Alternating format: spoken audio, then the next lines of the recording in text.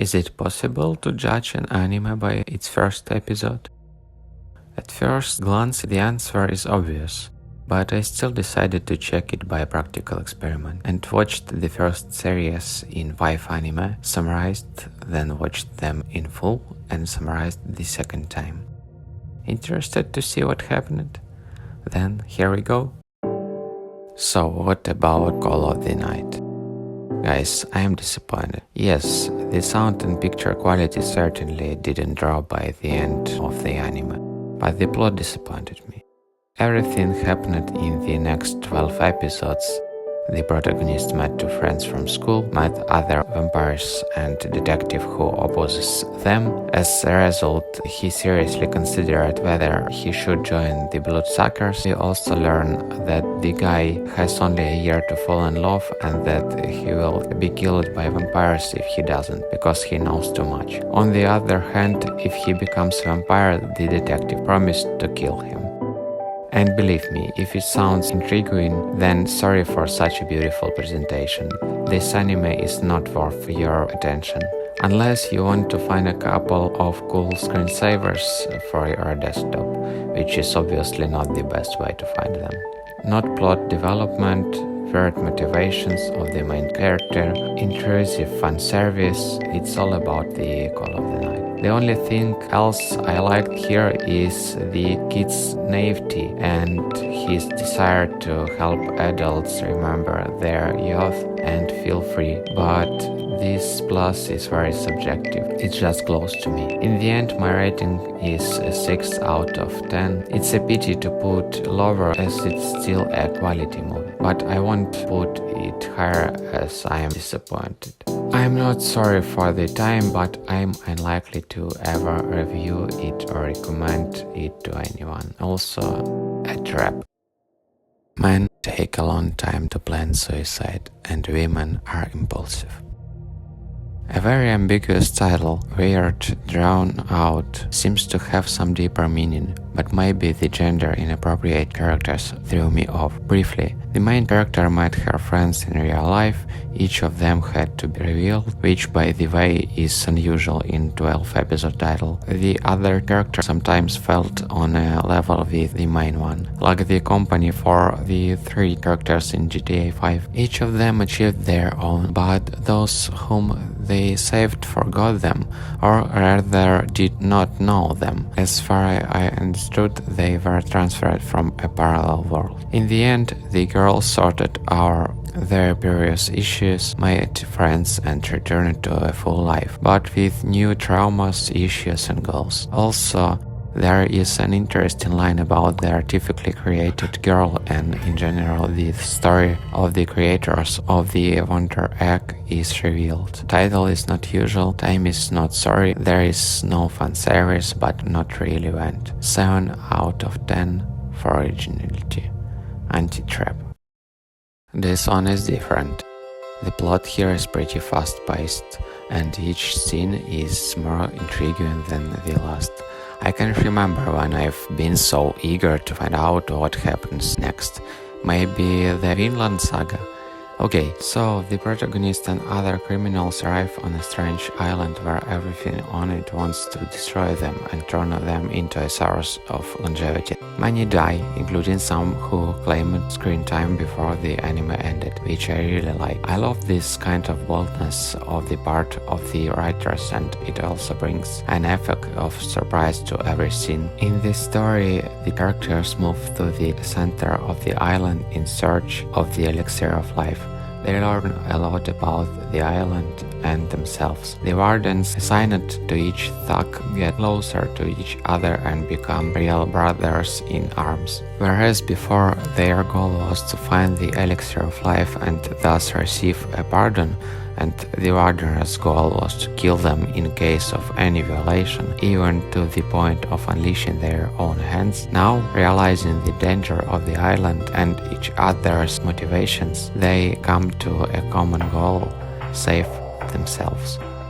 Eventually, the surviving groups band together and decide to act together. In order to obtain the elixir and be able to escape from the island, we would need to kill the 7 deities on this island, who are turning all rivals into 10, the very same elixir. Thus, they lived on this island for centuries. But our main characters are unique and they have a chance to completely change this system. Having studied two opponents, they also discovered new abilities in themselves and they really have a chance. Also on the island they met possible allies and it's all together very intriguing. Ended the first season on the murder on one of the gods and well as the loss of memory of our main character. Looking forward to the sequel. 9 out of 10. Anti-trap. Let's just say that my expectations are exceeded, but not too much. Here, of course, according to the classics, our wimpy protagonist already in the second series becomes a Giga Chad, and all subsequent ones discover more and more new things. What got me? Really essential turning point of the main character, well understood motivations, good pacing of the plot. I really felt like I played the game myself. And so what we got? The main character saved half of the squad that escaped at the end. He was rewarded for his resourcefulness and sacrifice, or maybe it was luck. It's interesting too where all these gates came from, who's behind it, etc. So the protagonist wakes up in the hospital and finds in front of him a classic RPG interface with a store, inventory and stat pumping. He also has daily quests, which he ignores on the first day and gets punished at midnight. He gets teleported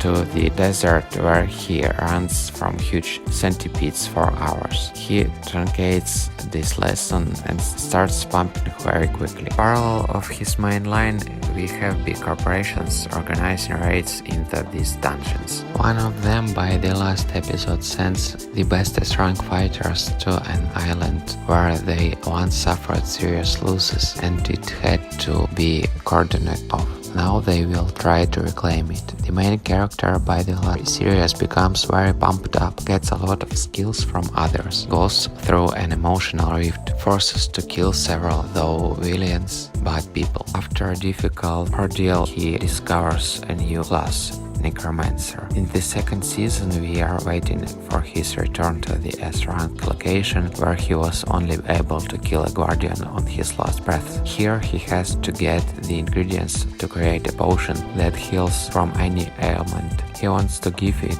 to his sick mother. Also behind him now will be running S-rank hunter, whose brother he had to kill because he nailed him and generally engaged in scam, killing newcomers in the dungeons. He need to prepare for this thoroughly. In the end, over the course of this season, our protagonist went from being the weakest weapon on the planet to someone who more than qualifies for S-rank. I am expecting 8 out of 10 personal score for lack of fanservice. And so, it's more complicated than that. While I was watching this anime, I went through all the stages of acceptance. Denial, anger, bargaining, depression, acceptance. From the first episode I realized that everything will not be easy and at first boring, but was too long.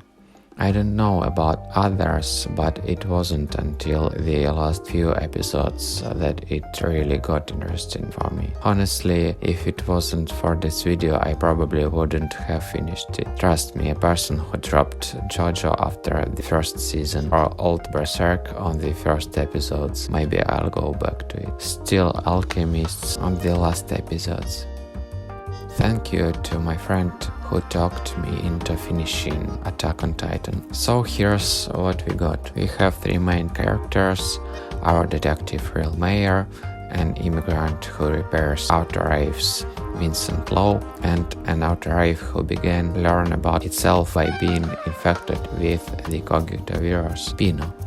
After a series of events, they escape from the city and learn that the world around them is livable, though in a state of decay. In one of the episodes, we learn that the immigrant who has lost his memory is Proxy, the very creature that gave consequences to all the robots. Then a road movie begins, in which he learns who he is and why he lost memory. Spoiler, it turns out that the proxies are the creatures that create these cities, but they can't exist in them as they are monsters. So the protagonist raised his memory to comfortably exist in the human world. Then they return and after a series of events destroy the city and ride off into the sunset. So what can I say?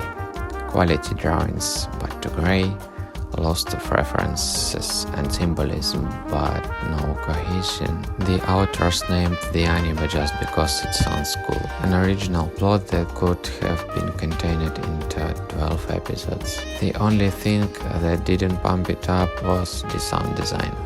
I'm not disappointed and I'm not sorry for the time I spent, but I realized that you can't set expectations too high just because the anime is over 15 years old. I understand why a lot of people love it, but I am already an overly sophisticated viewer from a different generation. I'm sorry, but I can't give it a higher rating just because they used to be harder to make and more effort was put into it. Making an anime without source material is still a challenge. 8 out of 10. And so, what conclusions can be drawn? Of course, you can judge a book by its cover, but if you are well acquainted with the field, authors, well versed in details, you can give a rough estimate. But still, it is worth to immerse yourself in the topic well before talking about it.